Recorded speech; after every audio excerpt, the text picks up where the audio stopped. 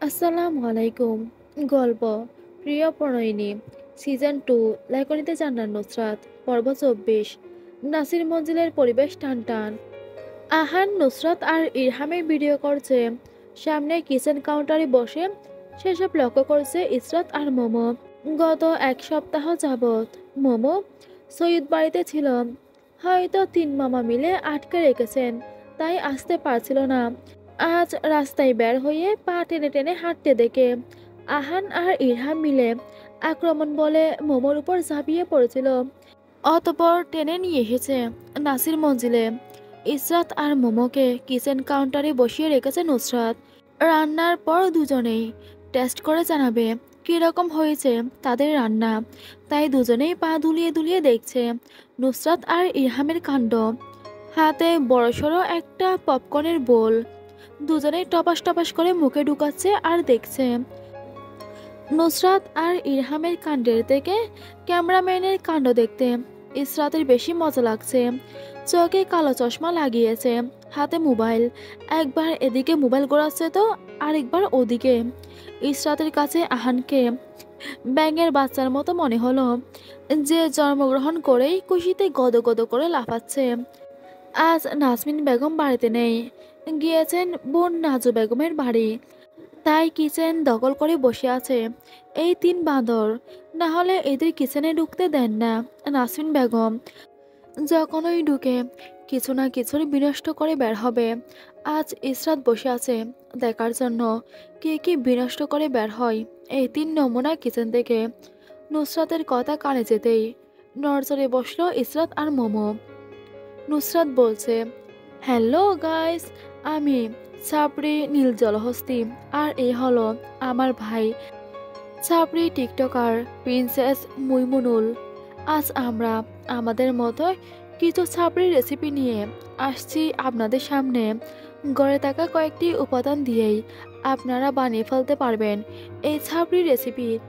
আপনাদের ঘরে যদি না থাকে তাহলে কোনো সমস্যা নেই, কারণ এসব জিনিস শুধু বড়লোকদের বাসায় থাকে, আপনাদের বাসায় থাকবে না। তো চলে যাই আমাদের রেসিপিতে। ইরহাম হাতে ফ্রাই প্যান নিয়ে নাম খুঁজে পেল না। নুসরাতের কাছে জানতে চেয়ে শুধাই, এটার নাম কি? নুসরাত নিজেও ফ্রাই প্যানের দিকে তাকিয়ে আছে। বোকা হেসে বলল, জানি না, আম্মা ডিমবাজি করে এতে। পরপর দুজনের দিকে তাকিয়ে নাম বানিয়ে নেয়। চিৎকার করে সমস্বরে বলে ওঠে, এটার নাম ডিম ভাজি করার বাসন। জানি এসব ইউনিক জিনিস আপনাদের বাসায় নেই, আপনারা তো পিওর ছোট লোক, আমরা আবার ধনী মানুষ। তো এই রান্না করতে আপনাকে ফলো করতে হবে 4টা স্টেপ। প্রথম স্টেপ দেখাবে আমার ভাই প্রিন্সেস মইমুনুল। ইসরাত হেসে গড়াগড়ি খাচ্ছে মোমোর উপর, হাত দিয়ে টুট চেপে ধরে হাসছে মোমো। ইরহাম এর মধ্যেই বলে উঠল, প্রথম স্টেপ, গ্যাসের চুলার সুইচ টিপে জ্বালিয়ে দিবেন। তারপর ডিম ভাজি করার বাসন বসিয়ে দিবেন। ঘরে যা আছে তাই দিয়ে দিবেন, না থাকলে দেওয়ার প্রয়োজন নেই। তেজপাতা, এলাচ, গোলমরিচ তেলে রেখে দিবেন। কতক্ষণ? যতক্ষণ ফটর ফটর করে শব্দ হবে ততক্ষণ। তারপর নামিয়ে নিবেন। নুসরাত ফ্রিজ খুলে বলে উঠল, দ্বিতীয় স্টেপ। দ্বিতীয় স্টেপে ফ্রিজ এরকম শব্দ করে খুলবেন, তাহলে নিজেকে বড়লোক মনে হবে। ফ্রিজ থেকে টেনে বড় গোশতের বাটি বের করবেন। ছোট বাটি বের করলে আপনি ছোট লোক মনে রাখবেন। বাটি নিয়ে গিয়ে সিল্কে ডিল মেরে বিছিয়ে রাখবেন। এতে করে প্লাস্টিকের বাটি ভেঙে গেলেও পরোয়া করবেন না। যদি না ভাঙতে পারেন আপনি ছোট লোক, আর ভাঙতে পারলে আপনি বড় লোক। তৃতীয় স্টেপ, গোশত পানি দিয়ে ভালো করে ধুয়ে নেবেন। আপনাদের ইচ্ছে না হলে ধোয়ার প্রয়োজন নেই, আমরা আবার না ধুয়ে খেতে পারি না। পরিষ্কার মানুষ তো। ধোয়া শেষে তুলে রেখে দিবেন। ইরহাম বলে উঠল, চতুর্থ স্টেপ, গোশত বড় একটা ডেস্কি দেখে তার মধ্যে ভরে দিবেন। কাটাকাটির দরকার নেই, আমরা বড়লোক মানুষ, এটা কাটাকুটি করি না। আপনারা গরিব, তাই করে নিয়েন। তারপর পেঁয়াজ দিয়ে দিলাম পরিমাণ মতো, আপনারা চাইলে পরিমাণ মতো না দিলেও পারবেন। তারপর রসুন, আদা গুঁড়ো ৮ চামচ, মরিচ 2 চামচ, লবণ 1 চামচ, আরও আধা চামচ, মাংস মশলা 1 চামচ, পাঁচফোড়ন 1 চিমটি, বেজে রাখা গরম মশলা গুঁড়ো করে দিয়ে দিবেন গোস্তের মধ্যে। আপনারা যে স্টাইলে আপনাদের স্বামীদের পাঁজরের হাড় গুঁড়ো করেছেন সেইভাবে একটু বেশি তেল দিয়ে বসিয়ে দিলাম আগুনে ডেক্সি। নুসরাত বাসন দেওয়ার নাই ভঙ্গি করে বলে ওঠে, আপনারা চাইলে আপনাদের দজ্জাল শাশুড়ির পেছনে এই আগুন লাগিয়ে দিতে পারেন, আমরা কিছু মনে করব না। এরকম আরও খারাপ বুদ্ধি নিতে আমাদের সাথে থাকুন, আমাদের ফলো করুন, লাইক করুন, কমেন্ট করুন। নুসরাতের কথা বলা শেষ হতেই ইসরাত চোখ দিয়ে ইশারা করলো পেছনে। নুসরাত বুঝতে না পারে ভ্রু বাঁকালো। ইসরাত টুট চেপে শুধু পেছনে ইশারা করলো। ইসরাতের ইশারা অনুযায়ী নুসরাত বাদিকে ঘুরতেই অগ্নিবর্ণ হয়ে দাঁড়িয়ে থাকা নাসরিন বেগমকে লক্ষ্য করল। জিভ কেটে ইরহামকে হাত দিয়ে ধাক্কা দিতে দিতে বলে উঠল, ইরহাম রে, আজরাইল দরজার সামনে দাঁড়ানো, মনে হয় আজ আমাদের যান কবজ করে তবে এ বাড়ি থেকে বের হবে আজরাইল, ভাগ। ইরহাম নিজেও এতক্ষণে নাসরিন বেগমকে দেখল, মিষ্টি কণ্ঠে ডেকে উঠল, সুইট হার্ট। উপরে স্বাভাবিক থাকলেও দুজনেই ভয়ে বুক কাঁপছে। আহান তখনও ভিডিও করতে ব্যস্ত। সে তার চশমাখানা নাকের ডগায় নামিয়ে ক্যামেরার লেন্স স্থির করেছে নাসরিন বেগমের মুখের দিকে। এখান থেকে পালানোর কোনো চিন্তাই তার নেই। খেলে দু একটা খাবে ছত্থাপ্পর, তাতে কি ভিডিওটা একবার করে নিতে পারলে আপুকে আর ভাইয়াকে ভাইরাল করে দিতে তার ন্যানো সেকেন্ডও লাগবে না। মনে মনে শয়তানি হাসি দিয়ে অত্যন্ত মনোযোগী হলো মোবাইলের ভিডিওতে। নুসরাত আর ইরহাম কিচেনের দরজা দিয়ে দৌড় দেওয়ার পূর্বেই নাসরিন বেগম নিজের পায়ের যারা লোগো বিশিষ্ট জুতা খুলে হাতে নিলেন। কোনো কথা ছাড়াই সেটা দিয়ে জটপট হাতে নুসরাত আর ইরহামে পিঠে লাগালেন। শক্ত জুতোর বাড়ি পিঠে পড়তেই ব্যথায় দুজনেই চিৎকার করে উঠল। অতঃপর এক লাফে হাতের ফাঁক দিয়ে পালালো। আহান তখনও ভিডিও করতে ব্যস্ত। এরপরে টার্গেট যে সে বেচারা ভুলেই বসেছে। ভিডিও করতে করতে বলে উঠল, মেজমা স্মাইল। নাসরিন বেগমের রাগে চোখ তৎক্ষণাৎ ঘুরে গেল আহানের দিকে। রাগে হিসিস করতে করতে এসে নুসরাত আর ইরহামের রাগ জ্বাললেন বেচারার উপরে। জুতোর বাড়ি পিঠে পড়তেই তীক্ষ্ণ ব্যথা হলো। আহানের ভিডিও তখনও বন্ধ হচ্ছে না। একদিকে নাসরিন বেগমের হাতে মার খাচ্ছে, সাথে চিৎকার করছে, আম্মু, আব্বু, মেজমা, আপি। অন্যদিকে ভিডিও করছে। আহানের মতে যে কোনো মুহূর্ত চলুক, ভিডিও বন্ধ করা যাবে না, ইটস রিয়েলি ইম্পর্ট্যান্ট। নাসরিন বেগমের হাতে দুলানি খেয়ে আহান অনেক কষ্টে পালালো। এত ব্যথা পেয়েছে, চোখে পানি, কিন্তু টুটে হাসি লেগে আছে। যেতে যেতে নাসরিন বেগমকে ফ্লাইং কিস ছুড়ে দিয়ে বলল, আই লাভ ইউ মেজমা, I love you so much, more than my mom. Nasrin Begum কিছুক্ষণ সেদিকে তাকিয়ে মোমো আর ইসরাতের দিকে চোখ ঘুরালেন। ইসরাত দুই হাত উপরে তুলে স্যারেন্ডার করার ভঙ্গি করে বলে উঠল, যা যা অগোছালো করেছে সব আমি পরিষ্কার করব, মেঝে থেকে শুরু করে সব। আজকের রান্না আমি করে দিব, তবুও তোমার এই রোবোটিক জুতো দিয়ে আমাকে পিটিও না প্লিজ।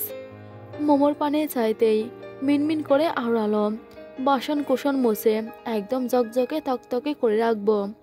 নাসরিন বেগম কিছুক্ষণ চেয়ে থেকে বুড়কা সামলে চলে গেলেন। ইসরাত পেছন থেকে শুধালো, তুমি তো আন্টির বাসায় গিয়েছিলে, তাহলে ফিরে আসলে কেন? গাড়ি নষ্ট হয়ে গেছে বাসার মোড়ে গিয়ে। আজ গাড়ি নষ্ট না হলে বাসায়ও আসতাম না, আর তোমাদের ভাই বোনদের কীর্তিকলাপও দেখতাম না। অসভ্যের দল বাড়ি একা পেতেই আমার কিচেনে এসে হামলা করেছে। নাসরিন বেগমের হাতে পিটুনি খেয়ে পরিবেশ ঠান্ডা হতেই সোফায় এসে দুপ করে বসে পড়ল নুসরাত। রিমোট চেপে টিভি চালাতেই কানে আসলো ব্রেকিং নিউজ, আজকের তাজা খবর। কথাটা শেষ করার আগেই রিমোট চেপে ধরে টিভি বন্ধ করে দিল নুসরাত। মিনমিন করে গালি দিল, শাওয়ার তাজা খবর আমি শুনতে চাই না, আমার নিজের অবস্থা রোগা মানুষের মতো, তাহলে তাজা কথা শুনে আমার লাভ কি? আমি শুনবো রুগা খবর, বিড়বিড় করে উঠে দাঁড়াতেই ইরহাম দৌড়ে এসে ড্রয়িং রুমে প্রবেশ করলো। হাতে মোবাইলখানা নুসরাতের সামনে তুলে ধরতেই নুসরাতের অক্ষিপটে ভাসল হেডলাইন, পাথরের আঘাতে এক যুবকের মৃত্যু। উপস্থিত জনতা নিশ্চুপ এমন আচরণে। হত্যাকাণ্ডের 2 দিন পর ভিডিও সোশ্যাল মিডিয়ায় দেখা যাচ্ছে। হত্যাকাণ্ড, ধর্ষণ, খুনাখুনি, ডাকাতি এসব নিয়ে কি একটা সুস্থ স্বাভাবিক দেশ গড়ে তোলা সম্ভব? এটুকু পরে নুসরাত কিছুক্ষণ চুপ করে থাকলো। তারপর এক প্রকার ঠেলে মোবাইল দূরে সরিয়ে দিয়ে সোফায় বসতে বসতে ইরহামকে উদ্দেশ্য করে আওড়াই, শুন, আমার মনে হয় দেশের এই অবস্থা বঙ্গর শাসনের জন্য ক্ষমতায় একজন নিষ্ঠাবান ব্যক্তি বসা উচিত, যে দেশের কল্যাণের জন্য ভাববে। তো ডক্টর মোহাম্মদ ইউনুস খারাপ নাকি? আমি সেটা বলছি না, আমি বলছি শক্ত শাসনের কথা। সেদিন দেখলাম 8 বছরের একটা মেয়েকে দর্শন করা হয়েছে। যে দর্শন করলো তাকেই শুধু শাস্তি দেওয়া হয়েছে, কিন্তু যারা জড়িত ছিল তাদের ছেড়ে দেওয়া হয়েছে। এখন তারা মুক্ত বাতাসে শ্বাস নিচ্ছে। যদি সঠিক আইন প্রণয়নই বা না করতে পারে, তাহলে কিসের দেশ শাসন হবে? আইনের উচিত ছিল লোকগুলোকে সাধারণ জনগণের হাতে ছেড়ে দেওয়া, তারপর পাথর নিক্ষেপ করে হত্যা করা। আমাদের দেশের আইনই ঠিক নয়, তাহলে দেশের সঠিক বিচার হবে কিভাবে? এজন্যই ক্ষমতায় সঠিক কাউকে বসানো উচিত, যার গর্জনে পুরো দেশের দুর্নীতিবাজ ভয় পাবে। কোনো ভুল কাজ করতে গেলে একবারের জায়গায় 10 বার ভাববে। নুসরাতের কথায় সহমত পোষণ করে মাথা দুলালো ইরহাম। জিজ্ঞাসা করলো, তোর মতামতে এখন কাকে ক্ষমতায় বসানো উচিত? নুসরাত ইরহামের বাপসাপ নেওয়া দেখে বলে উঠল, তুই মনে করিস না তোকে ক্ষমতায় বসাবো বলে আমি ভাবছি? দেখা যাবে জনগণ তোকে ধরে পিটছে, আর তুই আমাকে ফোন দিয়ে বলছিস তোকে বাঁচাতে যেতে। ওসব আমার দ্বারা সম্ভব না। তোকে বসানোর চিন্তা নেই আমার। ক্ষমতায় বসে তুই আমাকে লাত্তি মারবি না, তার কি গ্যারান্টি? নুসরাত ইরহামের মুখের উপর তর্জনী আঙ্গুল তুলে ক্রস কাটতে কাটতে বলে ওঠে, তুই ক্ষমতা পাচ্ছিস না, ক্রস করে দিলাম তোকে। ইরহাম মুখ পানসুটে বানিয়ে শুধালো, তাহলে কাকে বসাবি ক্ষমতায়? নুসরাত টুট টিপে হেসে বলে উঠল, আরশ ভাইকে বসাবো ক্ষমতায়। তোর বেনিফিট কি এখানে? আমি বসলে তুইও আমার সাথে ক্ষমতা পাবি, এটা নিশ্চিত থাক। কিন্তু ভাই জীবনেও তোকে এসবের দ্বারে কাছে যেতে দিবে না। ইরহামের জটপট করা প্রশ্নে নুসরাতও জটপট উত্তর দিল। কথা মনে হয় ঠোঁটের ডগায় ছিল, তাই। শোন আমার পিয়ারিসি বেহনা, ইসরাতকে প্রথমে আমি ক্ষমতায় বসাতে চেয়েছিলাম, কিন্তু বেচারি এত সুন্দর পুরুষ মানুষ বুট কেন্দ্রে বুট দিতে এসে এমন সুন্দর নেত্রী দেখে বুট দেওয়ার বদলে ফিটকে এঁকে পড়ে থাকবে, তাই ও ক্যান্সেল। তোকেও বসাবো না। তুই গণদুলানি খেলে আমাকেই তোকে উদ্ধার করতে যেতে হবে, আর আমি সেখানে গেলে আমি মার খাবো না, তার গ্যারান্টি কি? তাই তুইও ক্যান্সেল। জাইন ভাইয়া সবার আগে ক্যান্সেল। ডাক্তার মানুষ, জনগণের প্রতি বেশি দরদি হবেন, কঠিন সিদ্ধান্ত নিতে পারবেন না, তাই জামাই বউ দুজনেই ক্যান্সেল। আর কে তাকে? ইহাম মিনমিন করে বলে, তুই। আমি বসতাম, কিন্তু আমার এত কাজ কি বলবো। আমার বাপের সৈয়দ সৈয়দের ব্যান্ড প্রমোশন করতে হবে, এরপর সৈয়দ সৈয়দের মেকআপ আজকাল সেল ডাউন হচ্ছে, তাই বাজারে মার্কেট আপ করতে হবে।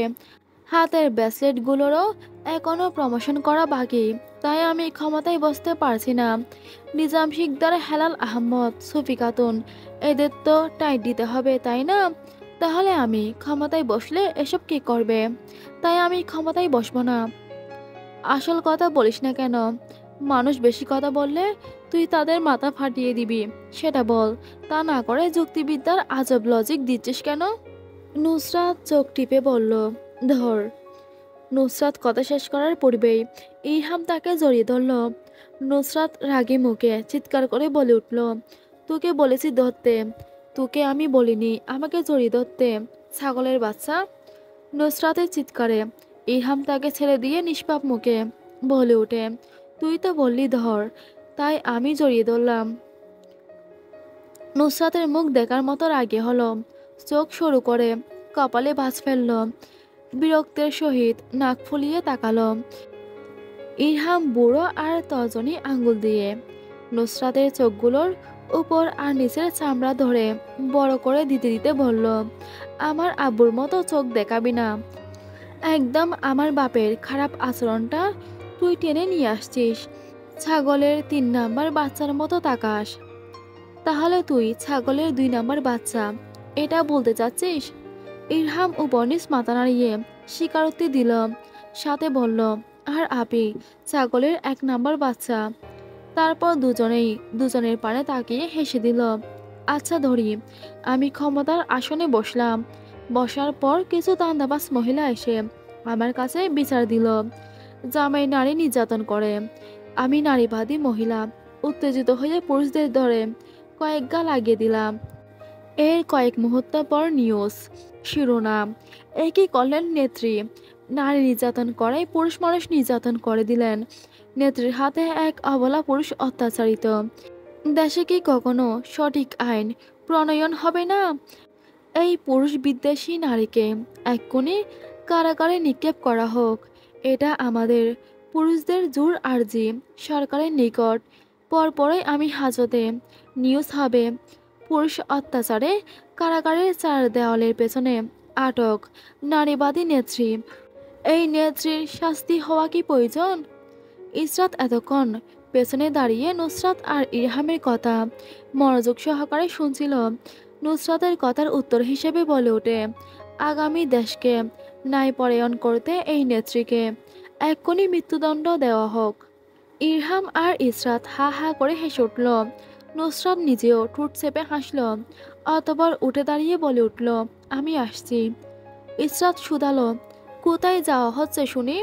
নুসরাত বলে উঠল, ক্ষমতায় বসানোর জন্য নেতাকে খবর দিব। নুসরাত হেলে দুলে বের হয়ে গেল বাড়ি থেকে। সোজা হেঁটে গিয়ে সৈয়দ বাড়ির সামনে দাঁড়ালো। ফটকে ঝুলানো সিসি ক্যামেরার দিকে গোল গোল চোখে কিছুক্ষণ চেয়ে থেকে হাত বিকাট করে চোখের কাছে রেখে হাসলো। ওড়না মাথায় টেনে চোখের সাদা ফ্রেমের চশমা ঠেলে ঠিক করলো। ইন্টারকম বাটন চেপে কানে ধরল। সামান্যক্ষণ অতিবাহিত হতেই শক্ত কণ্ঠ বেশি আসলো, সৈয়দ আরশ হেলাল স্পিকিং। নুসরাত থতমত খেয়ে গেল। গুলগুল চোখে সিসি ক্যামেরার দিকে চোখ রেখে বলে উঠল, সৈয়দা নুসরাত নাসির। তোর নাম আমি জানি, পুরো বলে আমাকে মনে করিয়ে দিতে হবে না। বল কি বলবি? নুসরাত কপালে সামান্য বাজ ফেলে বলে উঠল, সামান্য কথা আছে আপনার সাথে। সামান্য কেন? বেশি নয় কেন? আচ্ছা, বেশি কথা আছে, আসুন। আরো শিয়ালি করে বলে উঠল, কোথায় আসবো? নুসরাতের মুখ তৎক্ষণাৎ লাল হয়ে গেল। চিবিয়ে চিবিয়ে বলে উঠল, আমার কোলে আসুন। আরস ঠাট্টা করে প্রত্যুত্তরে বলল, আমি ছোট মানুষের কোলে উঠি না। নুসরাত দাঁতে দাঁত চাপল। মুহূর্তের মধ্যেই শ্যামলা মুখ ঘেমে গিয়ে কালো হয়ে গেল।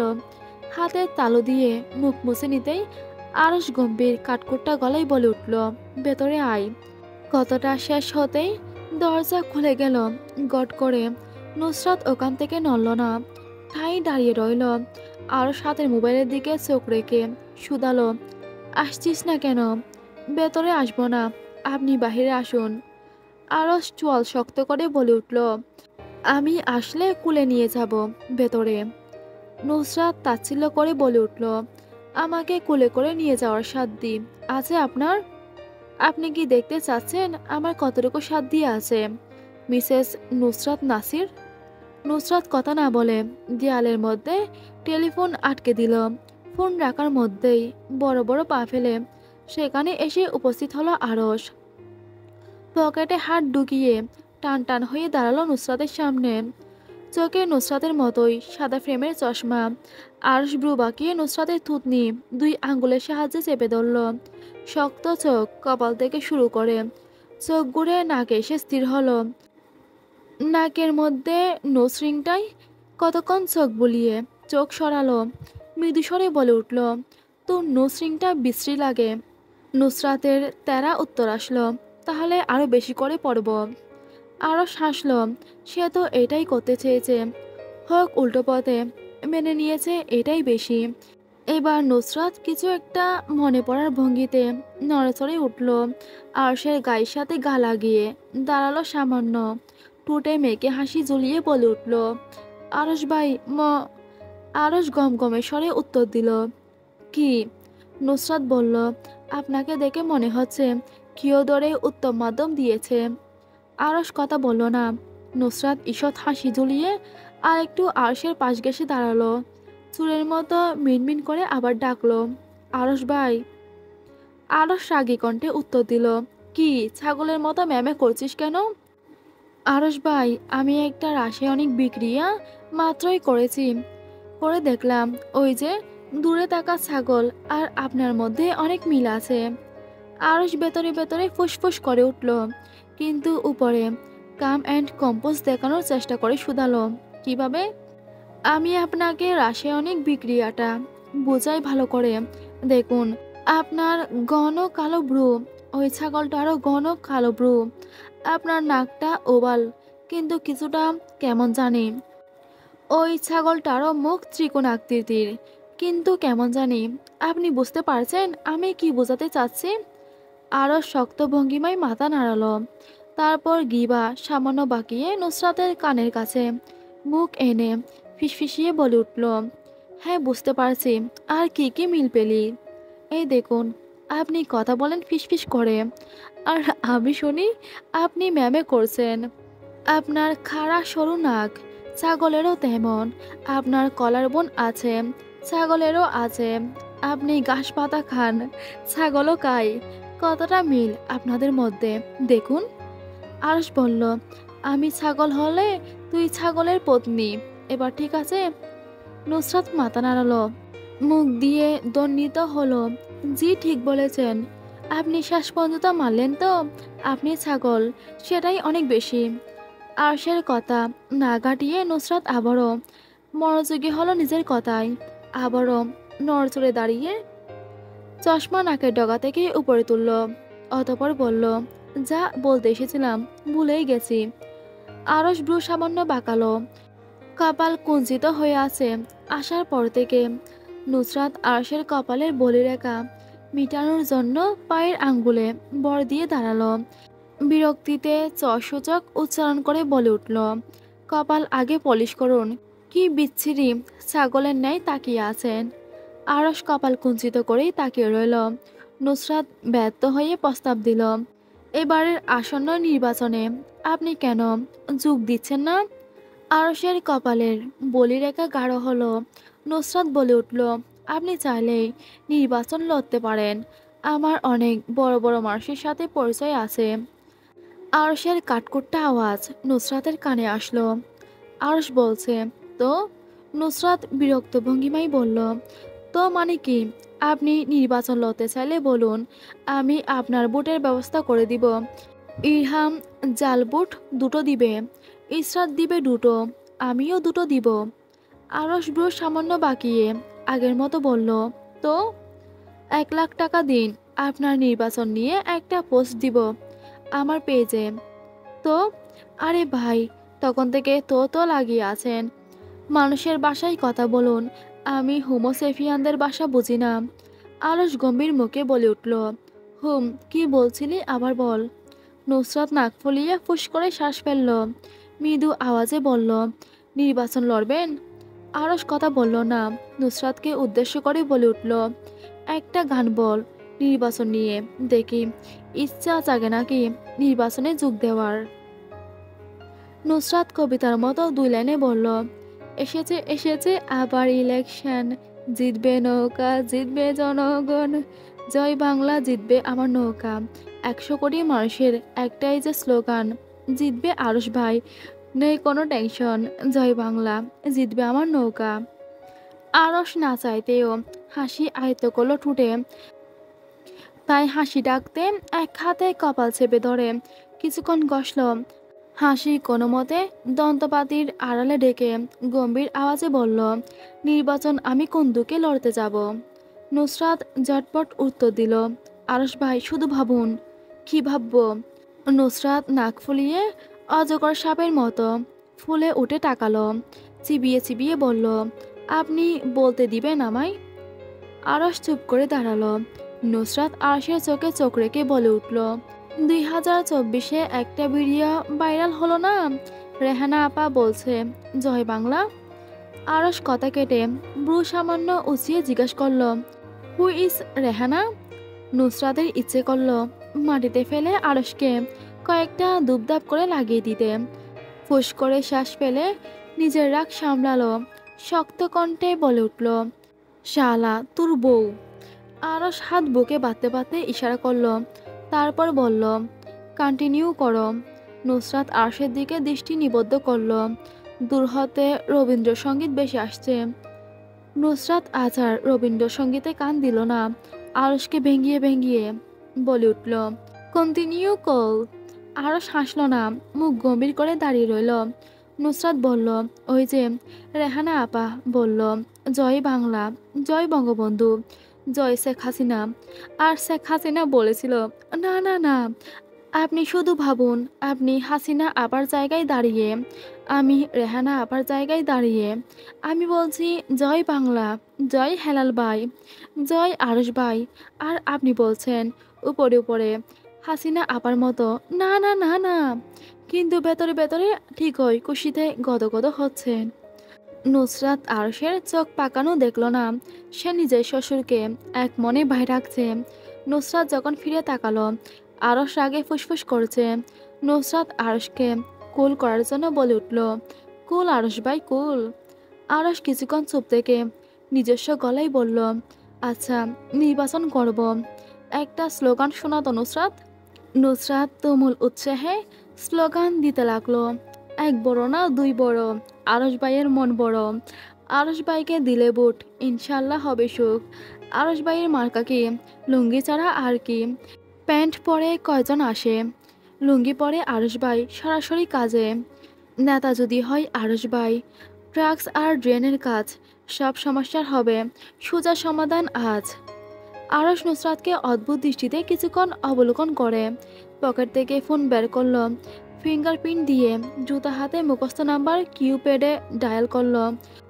চোখ এক মুহূর্তের জন্য সরে গেলে তা আবারও এসে দখল করলো নুসরাতের মুখ। মুখের দিকে নির্বিশেষ দৃষ্টি স্থির রেখে আরশ ফোন কানে লাগাতেই ওপাশ থেকে ইরহামের কণ্ঠ বেশি আসলো, আসসালামু আলাইকুম ভাই। আরশ ঠোঁট নাড়িয়ে সালামের উত্তর দিল, অতপর আদেশের সুরে বলে উঠল, এক্ষুনি বাজার থেকে একটা টাক্স ক্লিনজার আর লুঙ্গি এনে মেজো বাবার বাড়িতে পৌঁছে দেয়। বিশেষ করে ওই বাড়ির ছোট কন্যার হাতে এগুলো তুলে দিবি, বুঝেছিস? এবারে নির্বাচনটা লড়ছি, তাই আমার মিসেসের কথা অনুযায়ী মার্কা হবে আমার লুঙ্গি। সবাইকে একটা করে ক্লিনজার, একটা লুঙ্গি আর একটা ট্যাক্স বিলি করে দেয়। আর আমার শ্বশুরবাড়িতে জনপ্রতি একটা করে লুঙ্গি পাঠিয়ে দিস। আর শাশুড়ি আম্মাকে একটা ছাই রঙের শাড়ি পাঠিয়ে দিস, ওনাকে এই রঙে দারুণ মানায়। ইরহাম কোনো কথা ছাড়াই উত্তর দিল, জি ভাই।